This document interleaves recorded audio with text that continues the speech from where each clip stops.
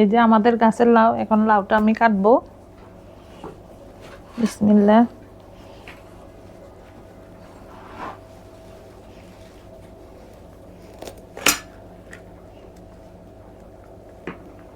এই ছাড় রান্না করব না, এই অংশ রান্না করব।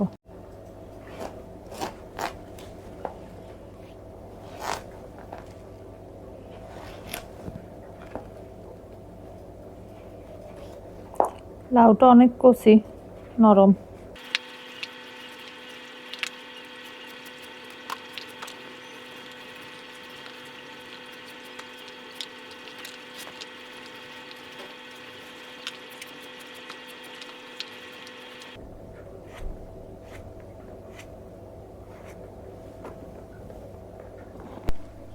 এই যে ফুলকপি, ফুলকপি ভাজি করব।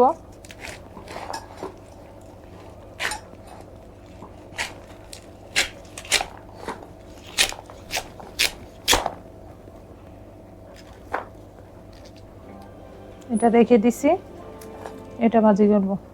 এখন ছোট ছোট করে কেটে নিব।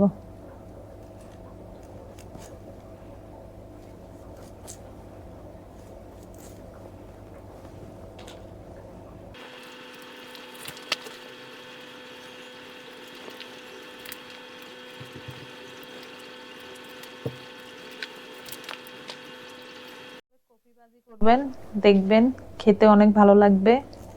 শীতকালে কফি ভাজি, কফি তরকারি সব কিছুই মজা লাগে। শুধু সবজি খাবেন শীতকালে বেশি বেশি, দেখবেন অনেক ভালো লাগে। তাই দেখেন না, আমি লাউ কাটছি, আজকে লাউ রান্না করব, কফি ভাজি করব।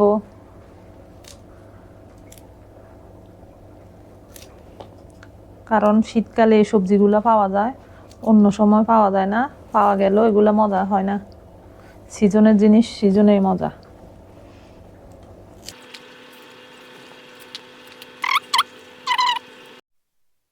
তো আমি এখানে সব কিছু পরিষ্কার করে ধুয়ে আনছি, এখন এগুলো কাটবো। টমেটো, পেঁয়াজ, রসুন, ধনিয়া পাতা, কাঁচামরিচ।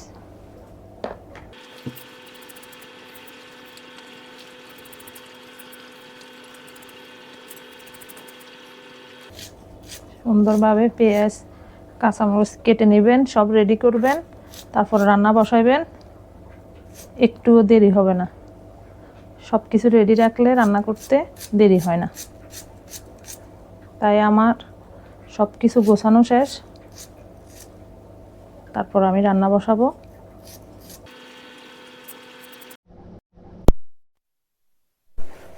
লাউর সাথে দিব টমেটো, একটা দিব, বেশি দিব না। তাই এটা কেটে নিচ্ছি।